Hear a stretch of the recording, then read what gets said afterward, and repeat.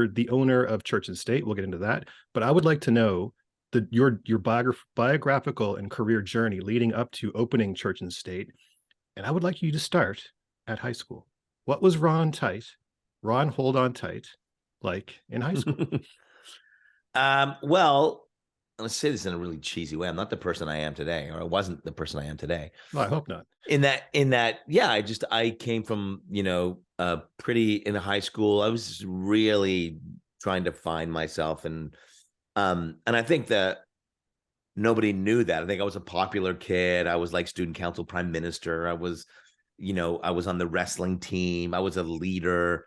I was very comfortable on stage. Like I was hosting events and things like that. I did in my very first kind of comedy-ish type stuff. I did like in high school, I did like a Bill Cosby bit like before the school. And so there was all that. Sorry, which bit? Oh, my very first thing I ever did was the dentist. F-A-B-C-B-E-B might be Faby. Oh, yeah. I remember that. Yeah. Yeah. I didn't know Ozark in my school, by the way. Go ahead. Oh, did you really? Yeah, I did.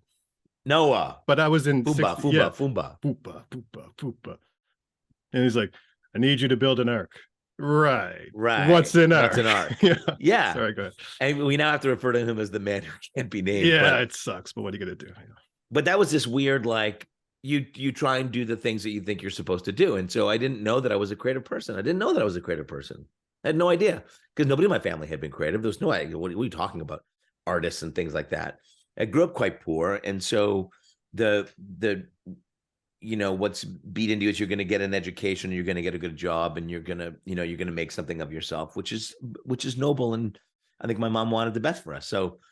So I kind of did that thing where I was like, oh, like I didn't know anything else. So I was going to teach because my wrestling coach was someone I really respected. And I'm like, well, what did you do? And he's like, well, I went to Queens Phys Ed. I'm like, all right, I'll do that.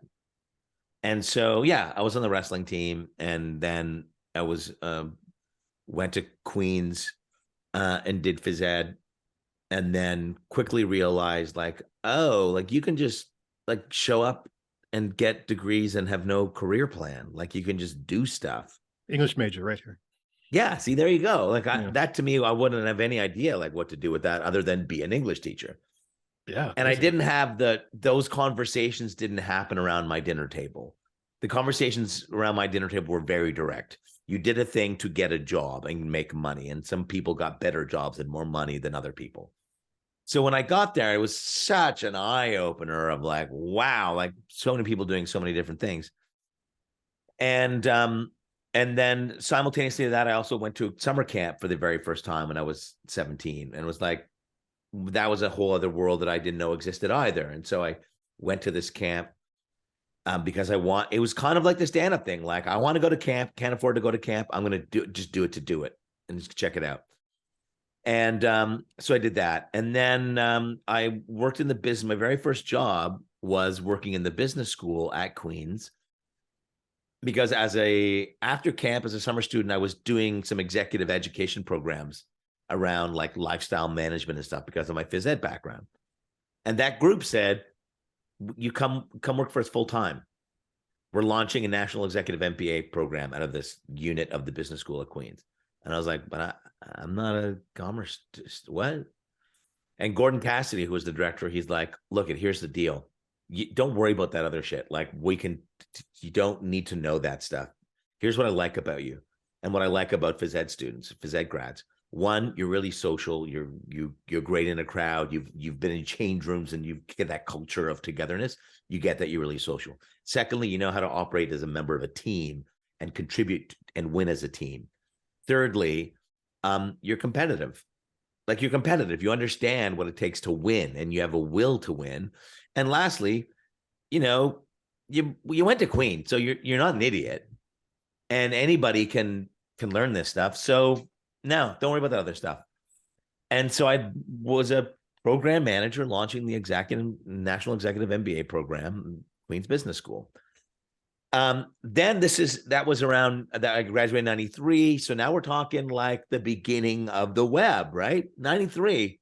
Like I had an email address in school, but did not know what it was.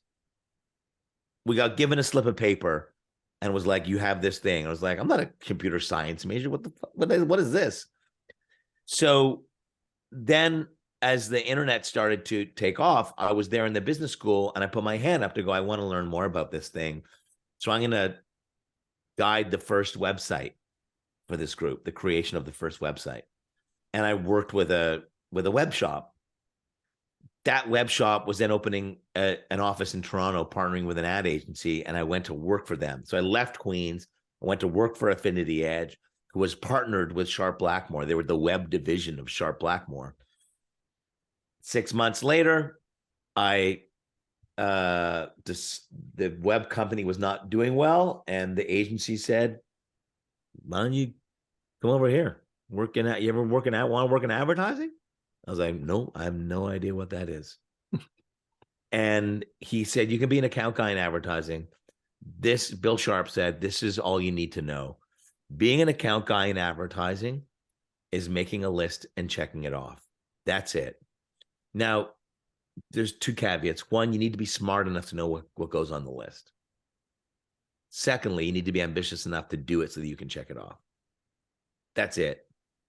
Go. We'll pay you whatever he was paying you.